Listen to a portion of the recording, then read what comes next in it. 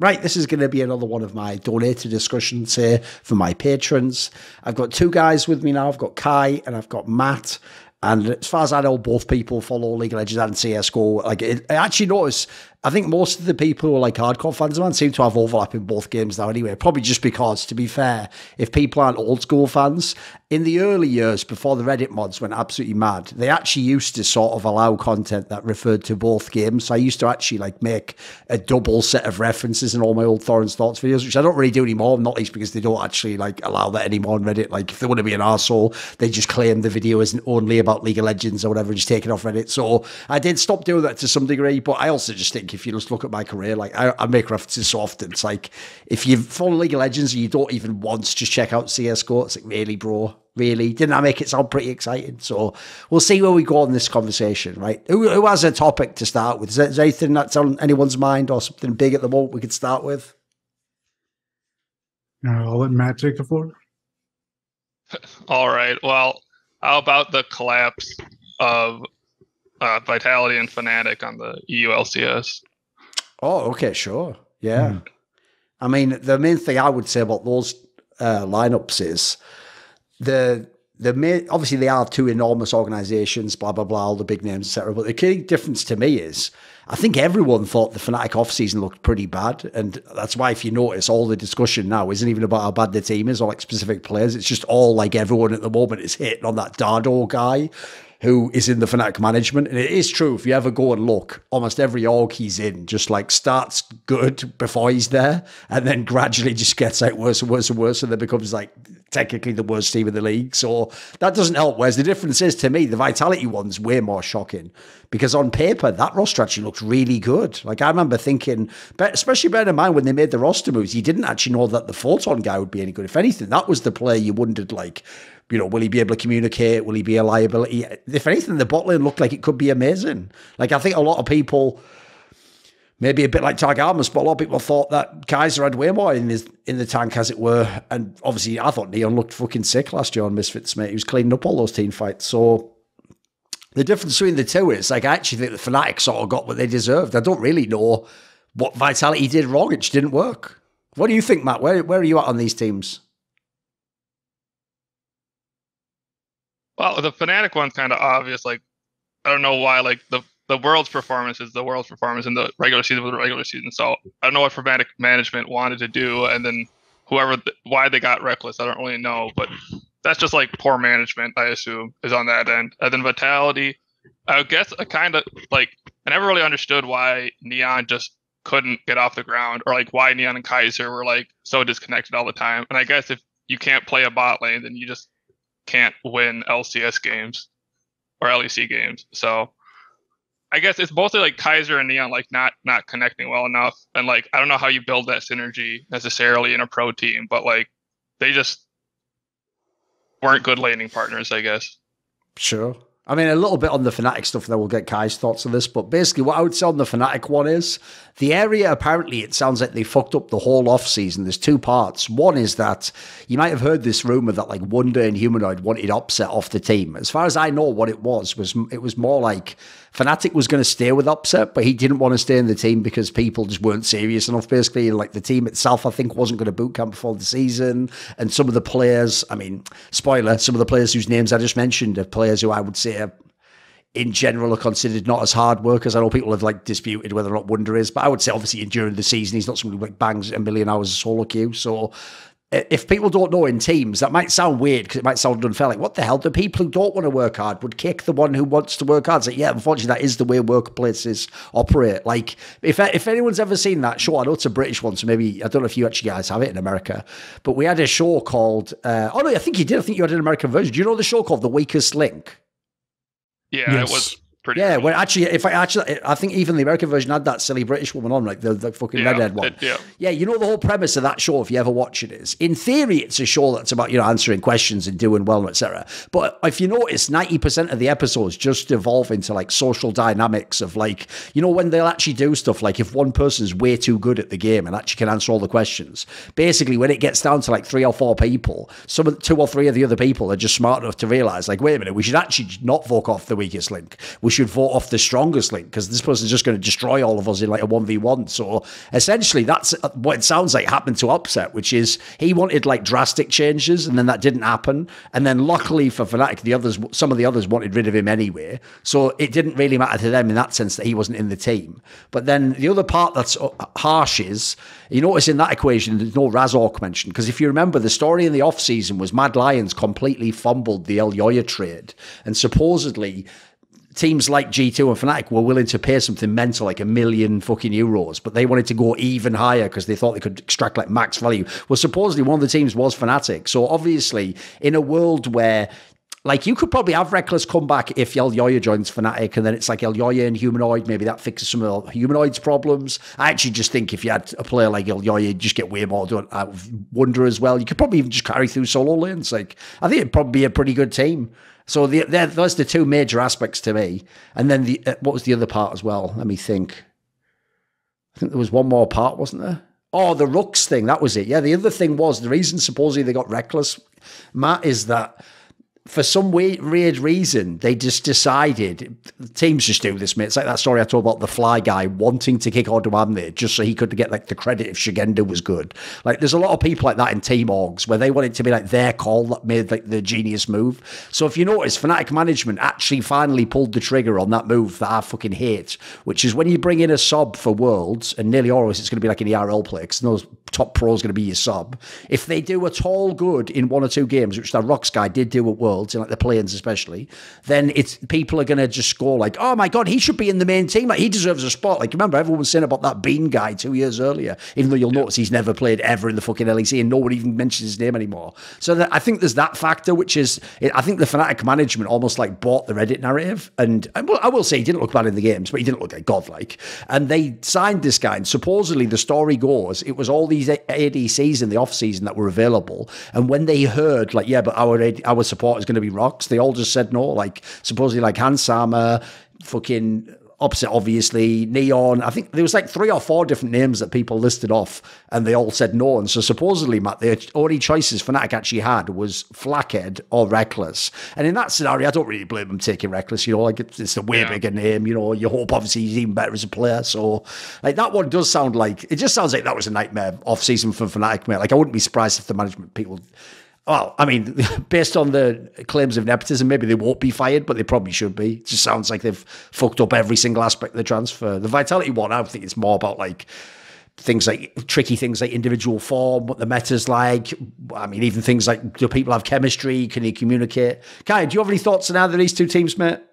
I'll preface my thoughts with I thought that Rux coming into the season was the guy that used to play on Curse.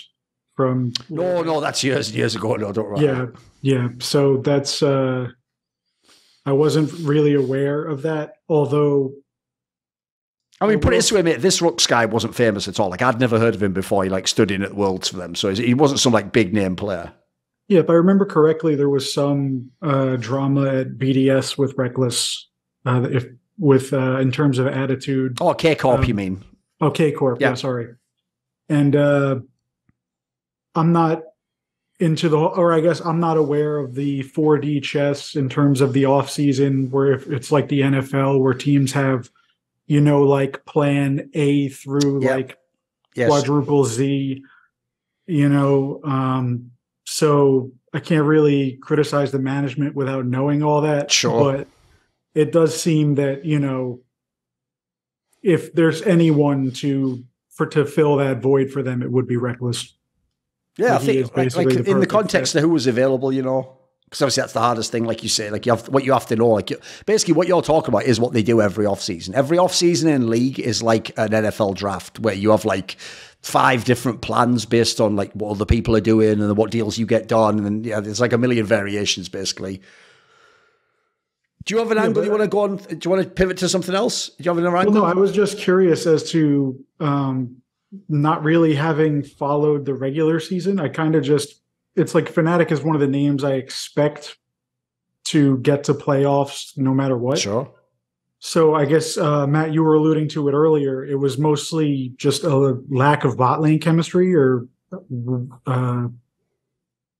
that on the really... Vitality end? Like I think No. Fnatic just didn't have synergy from last season, and they just didn't play together. Like Humanoid and Razork never really looked good unless they were at international tournaments. So the team and Reckless being like slightly worse as a player, they just never like, because Fnatic wasn't in the playoff. They were like at the bottom of the playoff race last season, anyways. So. Yeah, the thing is, they're just bad across the board, basically, mate. Yeah. Like the joke is, the only player who played maybe like half decent is Wonder, and he's actually the one that basically is out of the team now. So, like, it just sounds like it was a nightmare across the board. And also, the other thing I've noticed people didn't really focus on much is the other thing they changed from last season, even though it's never top of the conversation, is obviously Yamato Cannon used to be the coach, whereas he wasn't the coach this split. And I don't know the guy that they brought in, but he was actually himself Portuguese, which is the same nationality as Rox. I'm not actually sure if they worked together in the past or something, but whoever that guy is, I mean, I do think his roster's a nightmare. I don't know how he was ever supposed to win with that, but it still seems like he probably mismanaged the roster. Like, it feels like you should be able to get more out of those names. Like, if you even look at the Fnatic roster now, it's still not that bad. It's more just like lack of synergies and things like that, you know. So yeah. I feel like there's still something you could do, surely. Surely you could, like, I don't expect him to actually be really good, but if you remember, like, I think my preseason ranking, I had him like 5th or 6th or something. Like, I still think that should have been possible with those players. I mean, all it really takes is like one drastic patch, and, you know, if they figure something out a little quicker, you know, who knows, they could be right back in it. But how likely are off-season or mid-season changes? Yeah, I was just about to like go off that question too, but like, so like off-season changes, like, because we changed the format. Do you think that like there'll be more people available? Like, there's less people available, but the LEC teams have the power to like get the ERL players out of their seasons to make changes. And do you know of any like off-season changes that are happening? Well, remember, the problem is in League of Legends specifically, to not violate poaching rules, unless it's the off-season during that designated time period, you have to ask the org before you can talk to the player. Now, look, the reason why on my shows I always make the clear point that, like, obviously everyone poaches is because no one's actually really just sat there like, right, well, I've never talked to this player. I have no idea if he has any interest whatsoever, but I'll just contact his org and find out if I can talk. You know, obviously, like, probably your player talks to his player, or you've heard from his agent through some other magical secret means, like a movie, you know, like, oh, maybe he's available. And then you know that, like, right, time to contact the org. But the problem there is, obviously, the team has all the power there. So the issue becomes, if we're talking about the idea of people moving between actual like teams in the same league, like an obvious example would be if you watched how Heretics played, where it's like, you know, they had chances, but that was more like Vitality being bad.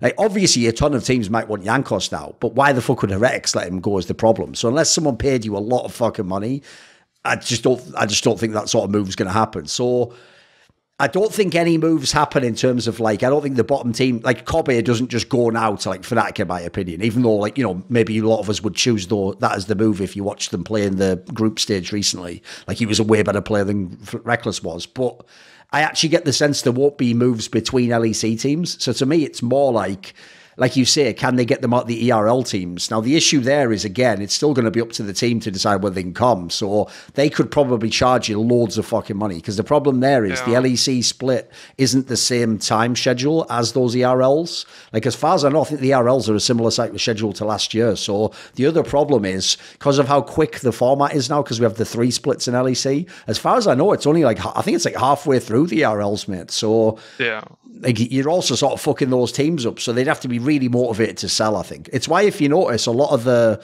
Reddit threads around this topic of, like, who can Fnatic get, for example, is things like either Upsex is already under contract to them, or it's like free agents, people aren't on any teams at all. And the problem with that is, if you notice, there's not that many super famous ones this year. It's not like those past years where there was those crazy amounts, like, you know, remember it was like fucking Jizuke and all these guys. Like, as far as I know, there's not that many big names that are around at the moment. It's why, if you notice, the one who went to Astralis is mid lane is Leader, because he is another person where, so I forgot even bloody was still around, mate, but apparently he was just waiting out there in the wilderness. Yeah. You're getting, like, really into the depths of people if you can't take from ERL or LEC teams. Yeah, so the problem in that scenario to me is, like, I would still gamble maybe if it really went badly. Like, for example, the Lux guy did look pretty bad in LEC. I'd probably gamble on almost anyone else instead of him.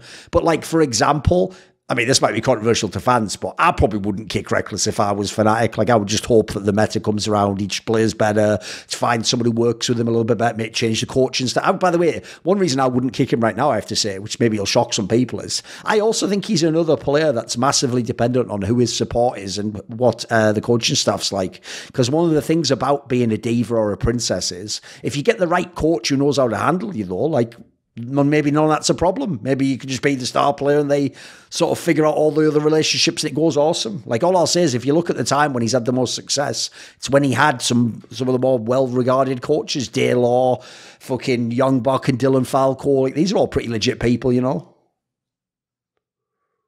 It's true. Yeah. I guess also looking at the league in general, I don't think there are any teams that are really in a position that one move is going to have them leapfrog to the head of the pack, right on top of the obvious economic difficulties of getting said players. It's not even like that much. You just need to get above 8th. And like, it's Fnatic and XL that were in the 8th or the 9th, 10th spot. So those can easily be swapped by like one player to get into the group stage, I think. Well, even then, I guess at that level of the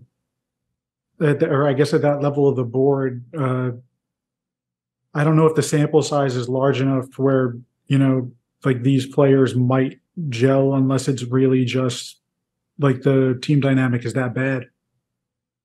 Let's pivot. What you pick a topic, Kai? What are you interested in at the moment in esports? Well, I guess if we can continue, I guess just going through EU LCS was, I guess, the rise of SK, the quote-unquote rise. Just nobody really expected them to win, in my opinion. So, sure. Yeah, so I think SK is actually one of those things that people talk about, like, they have the synergy together at the start of the season, and they were just good. They had a lot of teamwork, and like, the teams that failed were the teams that were like newer synergy, and the other players on SK are like in the average category, like in the 5th, 6th place normally, right? So I think, like, I don't know how they're doing. Like, they got 4th, but I mean, it's close to 5th, 6th. I mean, there's a world where if you saw the series that they just played, they absolutely could have been 3rd. So to me, like, it's probably the best org performance of anyone in the league, I'd assume, based on expectations. I mean, yeah, they should on paper have been like probably 7th or 8th, whereas instead they could have been 3rd and they did finish 4th, so very good overall. I think the key thing for me is, if you just look at the team, it was really well GM'd. Like, how they got Marcoon is ridiculous. Like, that player shouldn't even have been available for them. And there's also World where I reported this previously, but they could have had Yankos actually, but they just already had like given, I think, the like verbal agreement to Marcoon, so they just honoured that. The irrelevant guy, if you saw Misfits last year, like, this is actually basically the perfect meta for him. Like, not only was he already playing like fucking Scion and all weak side shit last year, but apparently he just has some like pocket Jax pick, which has just been in the meta for the last like 2 months now. The Certus guy, I probably wouldn't have gambled on him again. I actually thought he was a little bit whack, but to be fair, he's actually had some pop-off games this season. And then the Exakick guy supposedly is, even though there wasn't like crazy hype in public, supposedly behind the scenes, a lot of like GMs and coaches did want to sign this guy. That's why he was someone who I think even teams like Fnatic inquired about. So for actually SK to end up with him, like, he gambled on them, but it worked out in the end.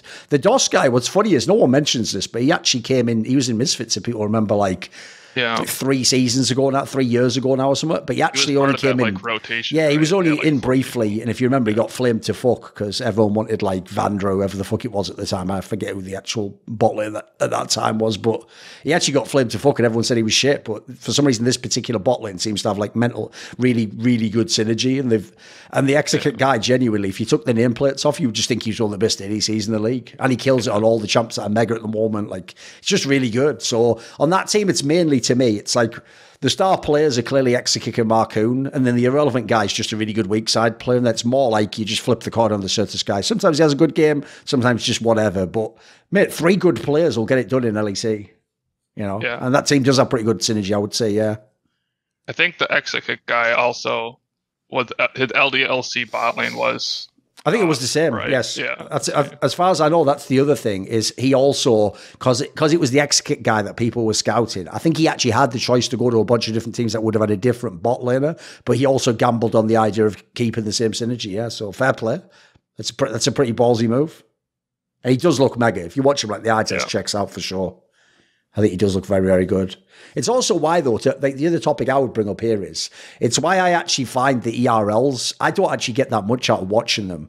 Because to me, it just seems like another world. Like my analogy would be like solo queue. So I always say one of the reasons I think people who like esports, like the actual competitive side of video games, one of the reasons I think they always complain about Elo Hell when they play themselves is when you watch the pro game, you're actually training your brain to have a set of expectations about how you should play and what ideal play is. That's way above the level you're actually at. So when you go into solo queue or matchmaking in CSGO, the players don't play the way a proper pro would. And so even though you think you're doing the best and most ideal move, you actually aren't. Like, it's one of the reasons why there are famously like silver strats and stupid shit you can do against bad players that works. And I would even go the other way and say there's some like super advanced stuff in the game just doesn't work at all. Like the obvious example, if you're a noob in League of Legends, is if you play at the low level and you split push, they aren't even going to know what you're doing. So they're just going to keep grouping and team fighting without you. And if you're like the ADC or something, it's just game over, in it. Like you will never win a fucking game, even though technically you're applying like what normally is a very interesting and efficient strategy if applied correctly. So yeah, that's the problem to me. It's like normally people don't go for that approach. So I'm actually quite impressed generally with how it's been done. Like the problem I have with most ERL games in that sense is I feel like there's always people, I don't know how much you guys follow it, but there's always people with huge names coming out of every year towards LEC, and they're never the ones who do well. It's always these ones where it's more like the guy who flies under the radar. That's the person who becomes super sick. It was the same with the Vethio guy, if people don't know. There was some hype, but no one thought he was going to be like the MVP of the league or something, whereas there have been other players who had massive hype and they just completely flopped.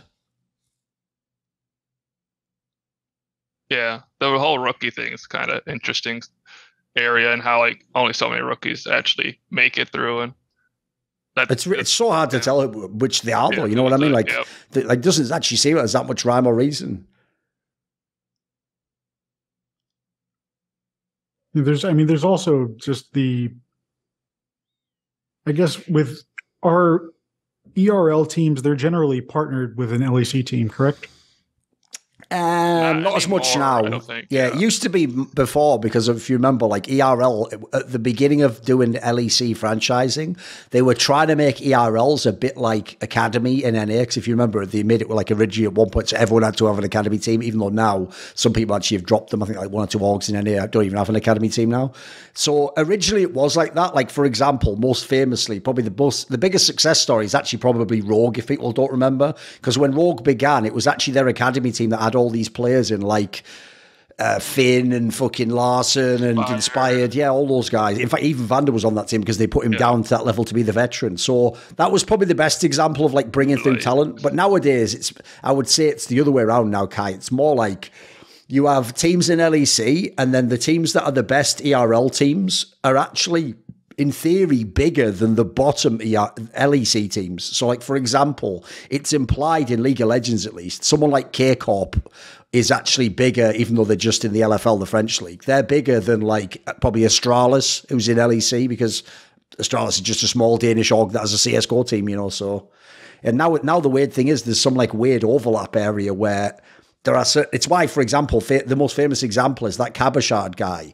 I think almost certainly could have been back in LEC. I've heard the last couple of years he had offers, but he just keeps choosing to play in K-Corp, because if you're playing K-Corp, it's like that, you're just a big fish in a small pond, you know. You just get to win every year and just look like the king and have loads of fans. Still apparently get paid well. It's just not the same as having to compete in LEC, you know. So essentially, he picks that over being in, well, I actually only got a Fnatic offer a few years back, but in theory, the bottom LEC teams. Apparently, some people will choose to stay in ARLs. Makes sense.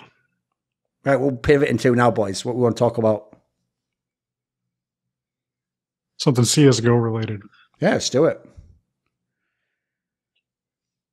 I guess the extremely uneventful end to G2's streak. Just, what do you think of it? One day in Malta. The problem with that whole topic to me is like, this is why, if you notice, a lot of people probably think I'm taking like a contrarian approach, because you notice in general what I'm doing is I'm agreeing with Richard, which is that I actually, here's the problem. I don't agree with some of like the specifics. Like, for example, I think he's probably he's definitely, in my opinion, pushed the JKS one a little bit too far. The Huxley one's not really that bad. I actually do think Huxley's like overrated, clearly. But I will always give it up to people if you actually win championships and you do accomplish big streaks. You've got to be doing something right. My problem is this, though. In a weird way, it's almost like fitting that those streaks have all ended. Like the map win streak ended in the final of kind of Elite. Now the streak for just series has ended in the group stage. Because if you have a look at where they are on those lists of series streaks and map win streaks, if people don't know, they're like fucking top 5 all time in these lists, or top 3 all time. Like, they're really high up and the territory you're in when you're on those lists is like, those are all the other greatest teams of all time. Those are like the Astralis teams that won the majors and fucking NIP 87-0, Team Liquid, Grand Slam era. Like, it's only the greatest teams of all time when you go look at those lists. So the problem is, right now, G2, aside from these streaks, wouldn't be in that category. Like, they haven't won a major. They've won 2 tournaments. Yeah, one of them's a big one. It's kind of that's pretty legit, yeah. But they've only won 2 tournaments at the moment. So I would say the reason why I think it's sort of fitting that the streak ended now, even though I do love historical context, is I actually don't think they are a truly all-time great team. I think it's an amazing lineup of players. Like, I'm very interested to see what happens if people just frag out this year. But I do have the sense that they're probably overrated at the moment. Like, I don't think they are like the true number one that's going to dominate and do all every time, blah, blah, blah. But, I mean, they've got a fucking amazing set of players. I think Na'Vi falling off and not really challenging them lately kind of just diminishes their current, I don't want to call it an era, but where they're currently at. Like, for sure. Yeah. It just doesn't feel like, at least back in the day, like you would have, there would always be a 2-team dynamic, or possibly even a 3-team dynamic of, the French guys, Danes, the Brazilians. Somebody would be fighting for that second spot, and tournaments would be interesting. The way it currently is they're just kind of seemingly coasting. I mean, the problem is, if you ever look at any era of CSGO, like the same dynamics at play, it's a mixture of like, how good is the number one team? Because obviously if you're insanely good, you might be dominant anywhere. But then the other factor is, like, who's your competition? Like, in certain periods of time, you just have weaker competition. Like, I have to say, I actually think that Na'Vi team at the end of 2021 had pretty weak competition it was playing against. Because if you remember, in the actual lands, it was teams like G2 and Vitality who were like going head to head with them. Whereas it's like, if you ever look at those rosters, it's no wonder those rosters just chopped them in half at the end of the year. Like, those shouldn't have been anywhere near number one. And if you remember, the real teams that blew it to let G2 and Vitality be even in contention was Gambit and Heroic. Those were the 2 teams online that were just as good as anyone, supposed to win all the tournaments. So, like, even though Na'Vi, like, if you look at the eye test, they did frag, like, it was amazing. That should have been way closer. Like, they shouldn't have had the same streaks. They should have lost maps here and there. There should at least have been, like, if people don't know, during that whole LAN run, they only lost 1 series ever, which was that, like, Heroic one right towards the end at, like, the Blast World Final thing. And they still came through the lower bracket and won anyway, so it didn't even matter. They won all the lands. So, like, I always thought that team was slightly overrated. It's why, if you remember, that was exactly the time period when they were dominant, that I was doing that time travel LAN feature with Richard and Sponge and who else was in it? Moses, Yanko. Yeah, I think that was it. And in that one, because we were having to compare a team that was still doing it, they probably did get slightly overrated then. Like, I think if you did that feature in like a year from now, they'd probably be lower down. But people did think they were unbeatable. I mean, obviously the whole thing this year is, well, last year rather, was because of the timing was literally like kind of it was the first big event, and that's when all the war stuff started.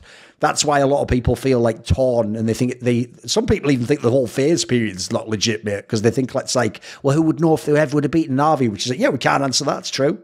That is a true statement. The problem is, though, if you want to do that, I could go through so much of history, and there's a million factors that change things. Like, if people don't know, it is true. Right before the Astralis era, Valve did take their permaban out of the fucking map pool, which was Cobblestone. So they did essentially make them a team that had no weak map. That'll help, you know. That's a nice little fucking, what do you call it, like home warming gift. Yeah. It's a big what if, but I guess so actually. Because what do you think? Don't you look at the other top teams and kind of think they're a bit weak at the moment? Like, I'll tell you the line. Here's the line I did on Twitter, because I think this is a great way to frame it. Think of these 3 pieces of information, right? So Norbert just won the World Championship. He's a major champion right now. Huxley has just won 2 massive tournaments back-to-back and had all those streaks of series. And then OC is in the 3rd best ranked team in the world.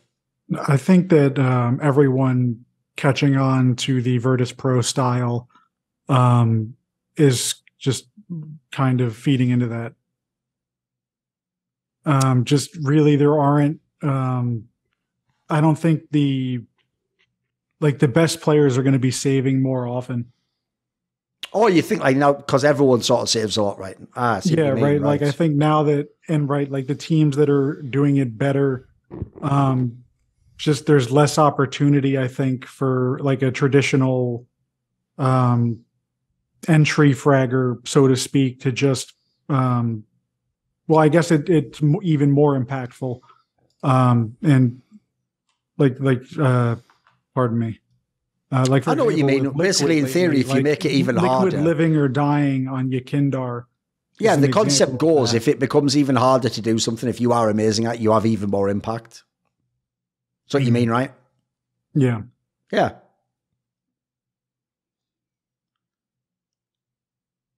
The only problem is that, like, the one area when people say that, like, their era's weak, though, is where are we supposed to get any changes, though? That's the problem. If I look at the top 10 right now, the other thing that's disturbing is there's no reason any of these teams will get better. Like, if you look at the top 10, right, G2's number 1, okay, fair enough.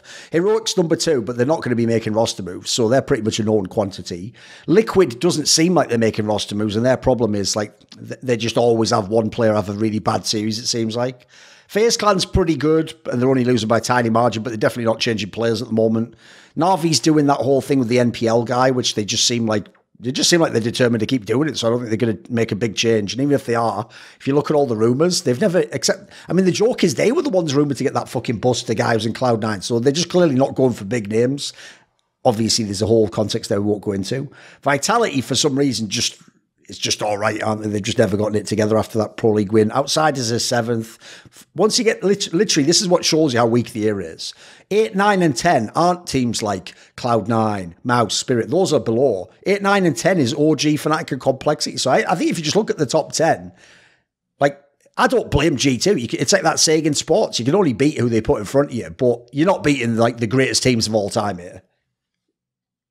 Like, is even any of these teams an all-time great team? Probably not. There's like FaZe, that's it basically, right? Maybe the core of Na'Vi, that's about it though. Because I have to say, when I saw Outsiders win the major, I didn't think like, oh my God, this is one of the greatest teams of all time. I was like, yeah, okay, well played. You beat the teams you faced. Some of them weren't that good, but you got it done. All right. Not one of the greatest majors or anything. Do you have another topic? Do you want to pivot? Well, I guess just a tangent from the last one. Let's just like a theory crafting. If Valve just no more updates for CS:GO, this is the unfortunate meta we're stuck with forever. How many years of like would it take of just new players grinding and eventual just teams, I guess, slowly forming? Would there really ever be another, like, other than just massive contract moves? Like, if this is what we're stuck with, is it really just G2 continuing this way? Oh, no, come on, until the end? It wouldn't be like that. But like, for like at least until like the end of the year, barring a major patch. No, because the key thing to me is, like, one, remember, even, like, individual form in CSGO is fleeting unless you're, like, Simple or Nico or something. Even then, by the way, Simple's had a pretty bad, like, 3 to 6 months. I would say in general, like, there's no way, first of all, like, the first thing that I think is crazy about this whole G2 topic is, like, the form that JKS had at Katowice is totally unsustainable. Like, there's no universe that was going to continue anyway. So that's fine. It's just like rain at the major last year. It's like, yeah, you went out your mind at one tournament, but it's not going to happen more than like once at most every, 5 tournaments if you're lucky. Even then, I'd say you're probably pushing it. So I don't think G2 already is going to be like super dominant. To me, it's more like, luckily, the good thing about CSGO is teams inevitably change players. Like, it happens either way. They either change because you're too dominant. I actually think that's how people made all those roster moves after the Na'Vi period. Or they change because they themselves are just too bad. Like, you're not just going to sit on lineups that have like Zero, Simple, and just keep trying bad lineups. Eventually, you're going to make a lineup change, and eventually, it's going to be a good one. Like, there's even angles that we're not even discussing. Like, maybe, who the fuck knows? Maybe Astralis eventually gets a young player that's actually good. Maybe they actually find some talent. They've got London. They've got people who, in theory, can scout them. So, all you need is the right one or two players in the scene going to the right teams, and you change everything. I mean, my dream, if you want an absolute copium, the real dream is this. Kenny S has been playing again and plays for that like French team. Obviously, imagine the dream if Kenny S just became straight fire again. It wouldn't be, he wouldn't be in a top team yet, like he plays for not a very good team now, but be interesting to just have another dark horse element in the scene.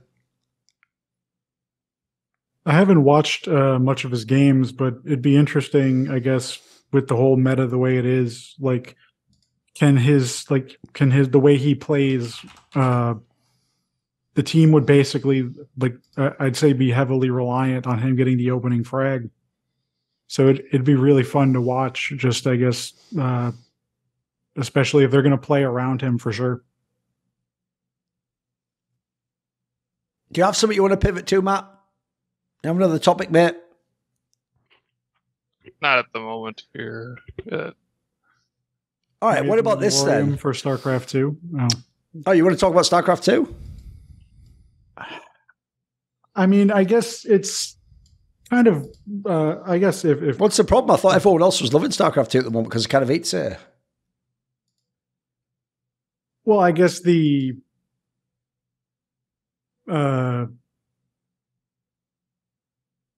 reduction in the Korean circuit.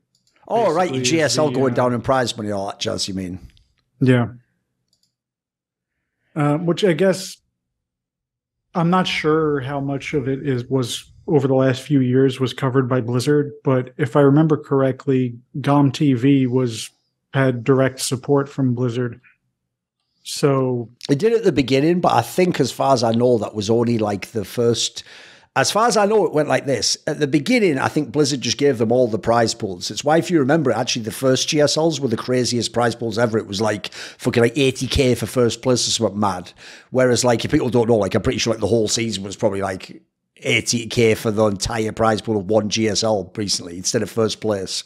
And then what I think happened was in the middle period, they still covered it, but that's because it was part of WCS, which obviously Blizzard funded. And then I think, I'm not certain on this, I haven't followed the scene as closely, but I think the last few years, they either didn't support it directly or it was like way less, because certainly the last years, even though they kept the tournament running and it looked quite similar to the old GSLs, I've heard everything just went down and down and down and down and down in terms of support. So the problem, though, if you were, because obviously we're having a discussion about this on my Discord, if people wonder why this is like a topic everyone's thinking about. The problem becomes, though, it's actually the bit about Korean esports that's depressing, is even when Korean esports are at their peak, there's a lot of people who are kind of just throwing their lives away trying to be a top pro who'll never make it, or they make it and then they only have a year or two where they're successful, and then we don't know this because we don't see them at the top level anymore, but actually they might have kept playing for like 8 more years on the like lower level. And in fact, if people know League of Legends, they'll know this. There have been tons of players who were like OGN and LCK players who, to you or me, we think retired like 5-6 years ago, but they haven't. They were playing in like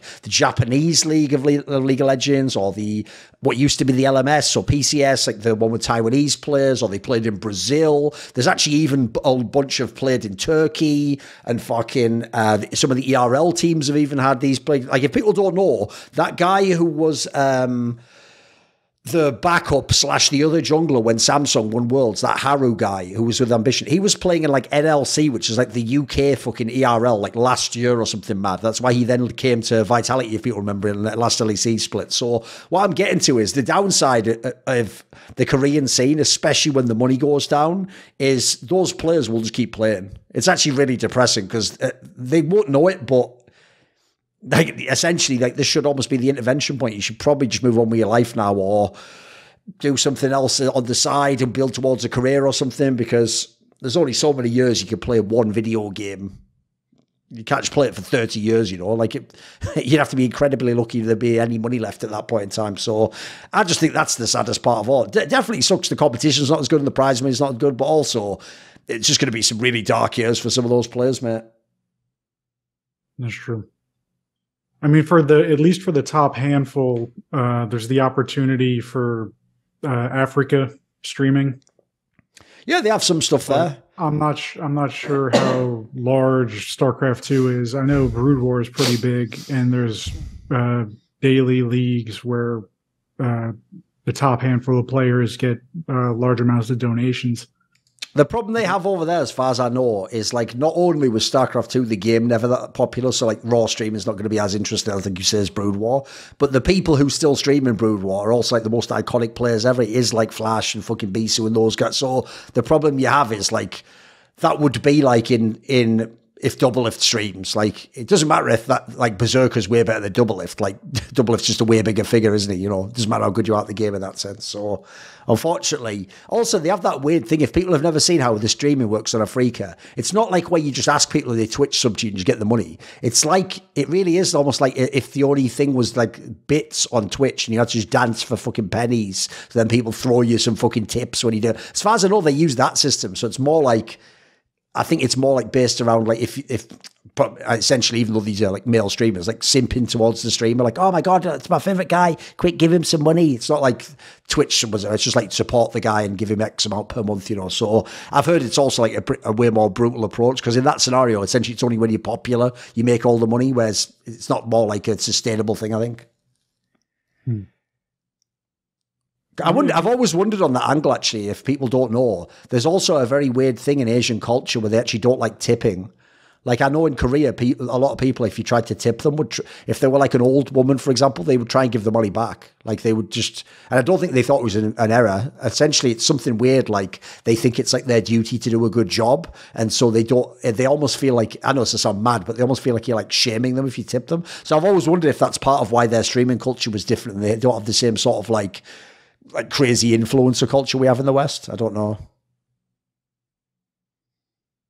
And for some reason, half of their streaming is just like tiny girls eating enormous meals. I don't really know why that's a thing either.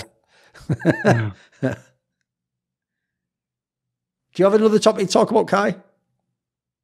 I guess I'll deflect to Matt for a moment as I rack my brain. All right, I'll come up with one. How about this then?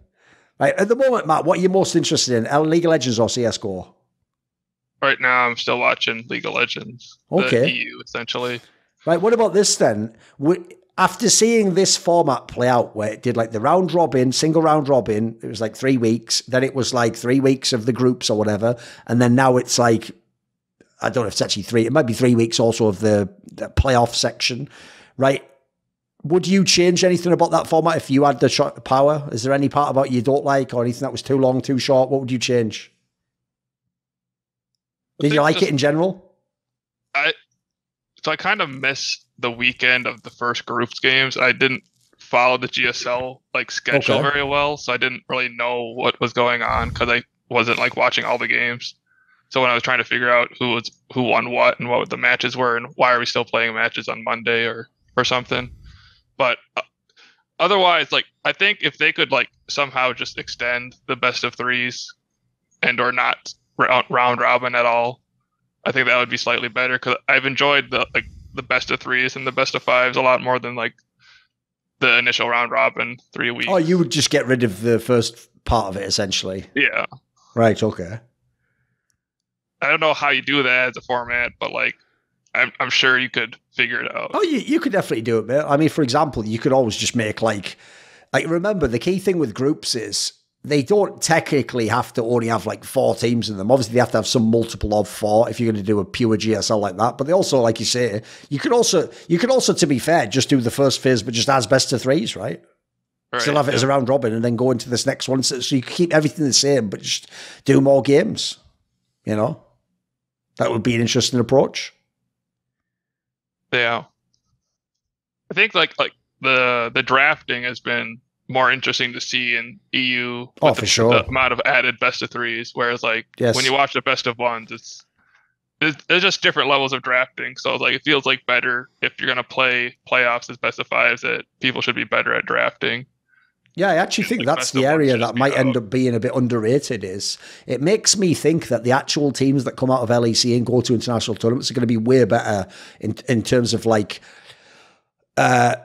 integrated to the global meta, whatever the fuck cursed terminology people use nowadays, because I do think that that's one area that the BO1s are terrible for. They almost encourage you to either do one of these two. You either just play an extremely safe approach, or you just try some like ridiculously crazy cheese strap. It's like in a BO5, you don't tend to do either of those approaches. You're trying to adapt to the opponent, get slightly better. It's like more of a chess match to me. So I actually thought the BO3s. In fact, you might have noticed on talk shows, right? In theory, the names of the three sections are round robin, GSL groups, if you want to call it GSL, or just groups, and then the third one is playoffs, and we're in playoffs now. Just because of the fact that the groups have double limb and best of three, I noticed people already started calling it playoffs. So that to me implies actually that it was just way more hype. Like even the best of threes felt like a real match, I also thought it even was kind of cool in the end if you think that you started with BO1s, then you had BO3s, and then playoffs was best of five. So you also sort of like expanded out what you saw of the teams as you went through the tournament. What were you going to say, Kai?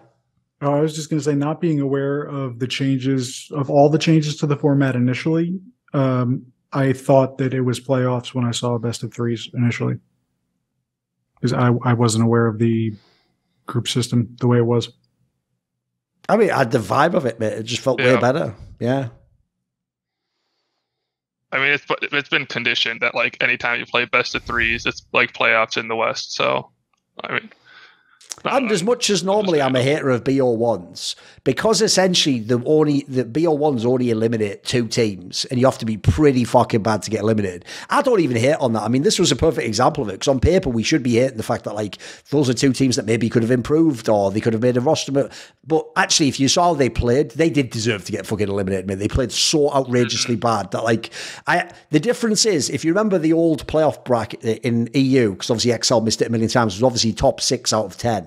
Right, it is possible you could be 7th best and actually be like a team with way more potential, not make it. I don't think you can be like 8th best and be a team that had any chance of going to the top. Like, I actually think this cutoff even's pretty good. Like, even though I don't like BO1, I'm kind of happy with this compromise. Like, if two really don't make it, like XL and Fnatic, there's probably a very good reason you didn't. It wasn't like you just tripped over and lost some games. These were fucking bad teams.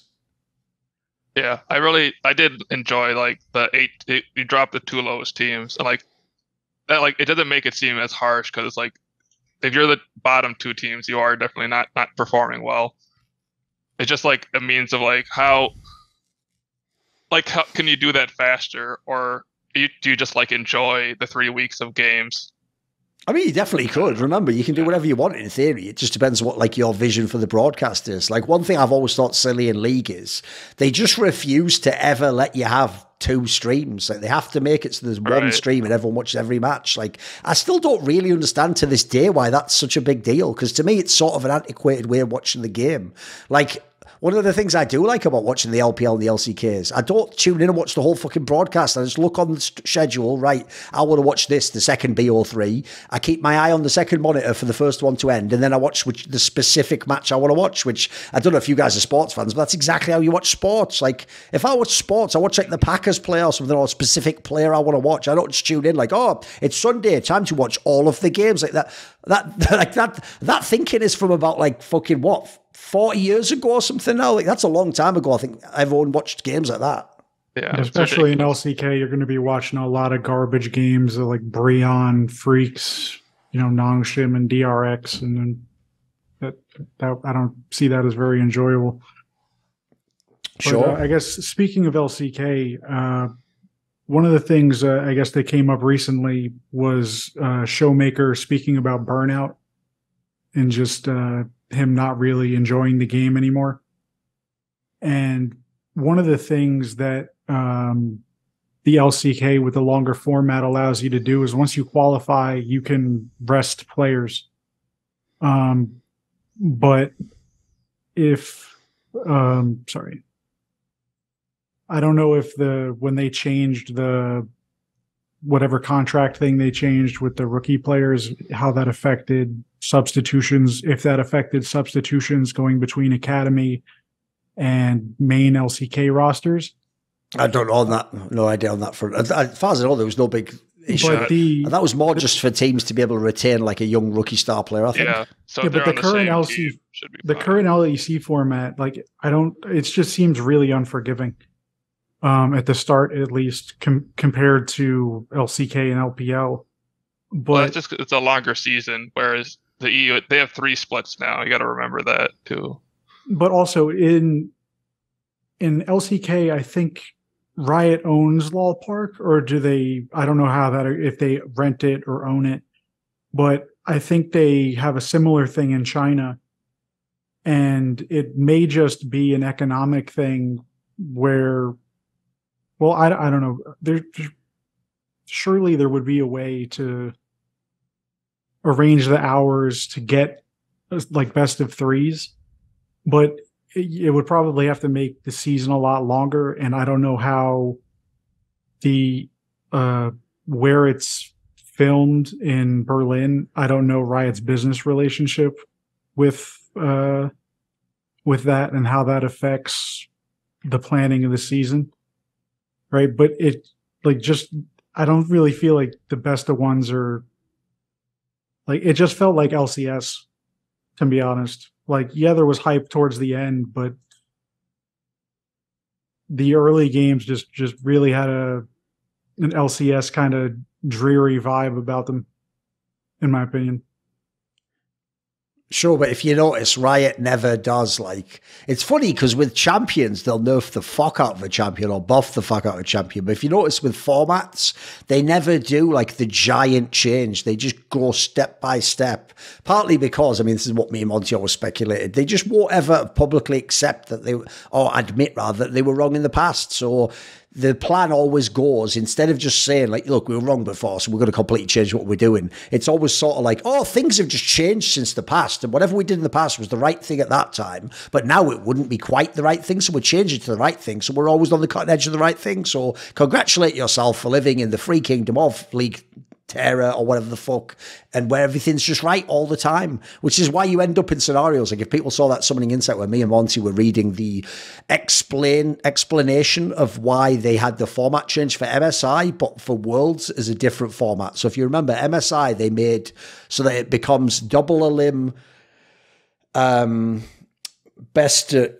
let me think. Yeah, double a limb in the playoffs, but then they kept single a limb for Worlds. And so they had that crazy fucking explainer where they had to simultaneously make it sound like double a limb is the best, but only for MSI, but then somehow becomes totally inappropriate for Worlds, which they're not using there. But obviously at the same time, they can't say like double a limb's inferior because then it makes MSI sound shit. So it's like Riot, half the problems Riot have, I always say, they created themselves. Like they chose the LULCS to be in Germany. They chose it to be this particular way. They chose these kinds of showrunners that keep making it a similar kind of a way. They chose all these things. So then at the end, if then I say, oh, I want to change it, they're like, well, I can't now. I've got all these fucking things I've arranged. It's like, yeah, I wouldn't have arranged things that way though, would I? I would start unraveling that too. Like, to me, I just think it's an inappropriate old school format of esports that never made any sense for ULCS, in my opinion. Like, that type of a format, the problem I always had was, it's why in the West, when people said they were burned out, it was obvious it was team houses and not the game, because guys, playing 18 best of ones is fucking nothing. And there used to be 2 splits of 18 best of ones. So if you didn't make either playoffs, you only played 18 times 2. You played 36 games in the whole fucking year of League of Legends. That's mental. That's like if people don't know, that's not that many fucking more than the NFL plays, and the NFL has to limit itself because everyone's smashing into each other and can get fucking injured. Like, that sample size is crazy small. It's so small, it's nuts. Well, yeah, but I think a lot of that was them trying to go for that mystique back in the day, at least in NA. Yeah, and how'd that work out? I would say the joke is there is no Mystique in League now because they actually, it was completely the wrong approach, you know. That's why I think Monty had the best theory from the beginning. It was his theory in the early days of Summoning Insight that the whole reason they divided up the leagues in League of Legends like they did and didn't want to have anything approaching the open circuit is they intentionally wanted it to only be like Worlds, that the teams from NA met the teams from Korea, because they sort of did get the sense, and they were right, that there'll just always be a crazy mismatch. So here's the thing. This is where I fundamentally disagree. Like, it is true. you will, in the short term, trick people into thinking, oh, it was just one bad bunch of Worlds teams that, we'll get them next year. But eventually, like now, obviously, this is the case. Like anyone who watched from the old school knows now that like every year, of course, there's no chance to win the tournament. Like they're way too bad. And in fact, the joke is Riot was wrong. It's the other way around. It's not playing them often enough that makes you have no chance at all. Like you guys know if you follow CSGO. In CSGO, it's not just because we don't have Koreans. The reason why the best Liquid and EG and NRG teams over the years and Cloud9 were good is because they used to play the same teams every fucking month. So even if they were slightly worse, and obviously in the case of like Team Liquid 2019, they weren't even worse, they're actually better than the rest, you have a chance to win because you just have so much familiarity. And it's not some, like, I always thought when Western teams play T1, half the series, you just ignore you're playing Faker. You're not even thinking about the bloody game. So that's just the first time you play someone. It's like all those stories you see on YouTube of like the welcome to the NBA moment. What if that was the only time you ever played that great player? That would be so fucking whack, wouldn't it? Whereas in this analogy, that's what it's like. It's like if Kobe only played a great player once at the beginning of his career, and then that was it. And if he didn't succeed that one time, well, maybe he wasn't that good. In this scenario, you get bedded in. Like I've always thought what League needed was the CSGO circuit. You couldn't have it for the whole world, obviously, though. Like, you can't do what Overwatch League wanted to do. You still have to have it sort of regionalised. But to me, the obvious best way you would have done it would have been a bit like StarCraft, where when you have the Western tournament, not every player comes from the GSL. Like, there's always some top players just stay in Korea. So the analogy to me would be, you would have, like right now, if you had a couple of international tournaments, it probably wouldn't be T1 going. It would probably be like fucking Freaks and KT Rolster and, teams more towards the middle of the table, I'd imagine. But that would be great competition for G2 and Vitality and the EU teams. That would be about their level, I think. Riot has shown some experimentation in terms of format, I guess, even in Valorant with the... just a bracket in general, and just flying the teams out there for at least for the ones that go far, an extended amount of time. So I guess one of the formats that could really work for League would be like the proposed Super League, where you just have that over a month, right? Or maybe the funny thing is, that's the part people don't realize, Kyle. They all think like it has to only be a Super League and we're just going to get rid of like LCS, LEC, all those teams leave. Or they think we can only have LEC, LCS. Whereas, as you say, you could just make one tournament that was like that. I mean, you already have it. Worlds to that. And you just take that month that's Worlds, and you could even do the traveling show gimmick that they do for the sponsors, where, you have it in all the big regions. Like I don't know, it seems like a no-brainer, but it is, for them, obviously there's a lot of logistics that go into changing that.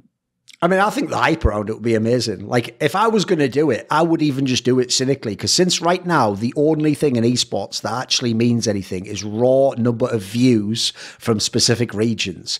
I would even make it really cynical and make it like a Super League. I wouldn't make it like Worlds, like the best teams qualify. I would just invite the biggest teams in the world.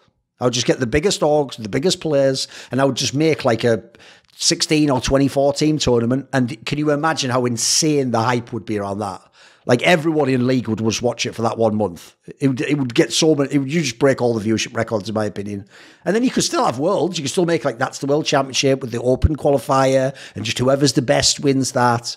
But I think if you just put the biggest names opposite each other, that's how you get the crazy viewership that at the moment I don't think you get in League. I think in CSGO you get it because we have so many tournaments. Eventually you lock into the right bracket, the right teams play each other in the right match. It gets epic and everyone tunes in and you get all the fucking viewership record, etc. I mean, I guess in terms of viewership, another thing, I guess, is just in general, I think we keep getting farther and farther from it being a peak cultural phenomena. And it's only a certain, I mean, with the exception of China, and if we can trust their numbers, I don't know, but they do have a lot of players on this. They have a big server. That's all I know. I mean, I think it's crazy how many people already watch these games, though. You know what I mean? Like, when I see some of those numbers, like for the CSGO Major, I think it's incredible that many people watch what is still a fairly hardcore game. But I think it's been, I don't know if PC bongs are still the main metric of a game's popularity in Korea, right? Like, if the Geometric site is really the be-all, end-all of what's popular. But if something comes up, like if something knocks League off of the big popular game at the PC bong and culturally in Korea, and we see it in Korea shifts to a different game, how much of China is China self-sufficient basically for League? Like, without, like, are their viewership numbers enough to where it would just keep going if Korea were to, like, another game were to develop in Korea, and then we just see kind of Korea not really be a part of League, at least in terms of big organizations? I mean, the way that Korea's gone so far, in light of the fact that StarCraft Brood War is still a played game in the PC banks, I actually think League will just never stop being played there. It will always be a game, just like StarCraft 2, which, by the way, it was infinitely bigger than StarCraft 2, but it will just always have some people playing it. So I don't think there's really any impact on China. As far as I know, China is enormous how it does things over there. So the problem is I don't know anything about their economy, and yeah, spoiler, like a lot of things you do read just cannot be trusted. So I wouldn't even speculate on that. I would just say, I think in general, if you ever watch the LPL, I don't think they actually really give a fuck about anything that isn't the LPL. Like, even though they do these initiatives like, oh, look, they're letting Dom co-stream the LPL. Yeah, they're doing that because that's actually not all you do then is essentially pay him or do a deal with him. Like, you can have the rights. And then he just does your job for you. Like, if they actually really cared about the LPL, which they definitely don't in China, they're very an insular country in that sense, then they would have made years ago, like they did with OGN or LCK, like a really compelling crew of people that were highly paid. Like, if people don't know, maybe people don't know this info. In the years when Monty used to work for OGN, he was paid way more than people like Jat were to do the LCS. He had a much, much bigger contract because, especially in the early days, if people remember, it used to be like GSL used to subscribe, and there used to be a lot of subscribers. So as far as I know, back then it even was like a sustainable business model to do this English language stream.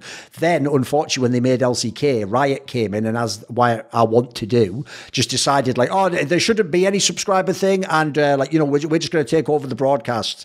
And so over time, they made it more like a Riot broadcast. But as far as I know, the reason why they've still had big names like LS and people like that is they still did pay decent money. Whereas as far as I know, the reason why LPL always starts as like the first place in someone's career, and then they try, if you notice, like Dagda, to move to other regions or LCS or whatever. And in fact, if people don't know, Atlas from the LCK started on the LPL. The reason why they all leave is because there'll never be the same amount of interest and resources invested into the English language LPL stream for some reason.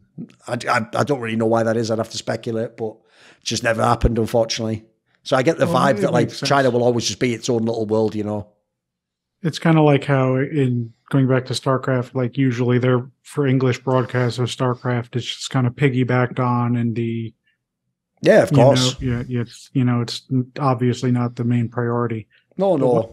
One thing that is interesting about LPL is I haven't really been following it too much, but I know they're transitioning to having localized teams. As far as I know, I think that shit's on hold because of the obvious shit the last couple of years that went on in the world. Like, I've noticed they don't ever seem to mention that anymore. That was a thing they were pushing really heavily like 2 or 3 years ago. And they were building up the idea that each of the big team orgs was taking on like a spot. Like, by the way, it was just like Overwatch. Like it was a complete crock of shit. Like, some of the really big orgs got like awesome cities, and then some of the smaller ones were like being told to build like facilities in some like fucking mid-ass city, which is like, really, like, who decided who got what here? But the problem is, I noticed that's unless someone knows more than I do, I get the vibe they've slowed down on that, or they've maybe that idea is on hiatus, you know.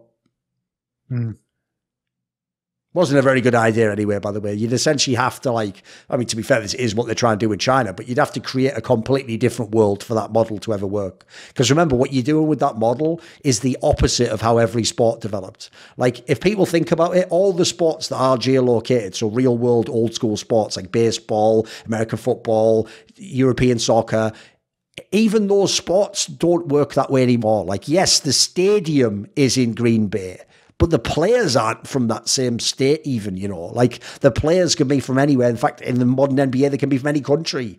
So to me, if anything, the world's moving away from the geolocation model. And in fact, if you look even in the modern day, think of these big NFL franchises that just move city. Like, they don't even stay where they originally were, because if there's better business to do elsewhere, they move to where the bigger fan base is. So, like, if people don't know, the Thunder's an obvious example in the NBA, the Raiders in the fucking NFL. So to me, I just think it's a quaint idea to think you could make like Chinese League of Legends, like a thing where it covered the whole country, but it seems like a bit of a flawed concept, not least because think about how enormous the country of China is. Like, that's like if you had to travel, that's like if LEC made it different country for each team in LEC, and one team had to travel from like fucking UK to Russia for a game, but then another team just goes from France to Germany, which are next door to each other. People don't know, like that would just mess up the whole league, and it's just so unnecessary. You know, like, what would you really gain from that?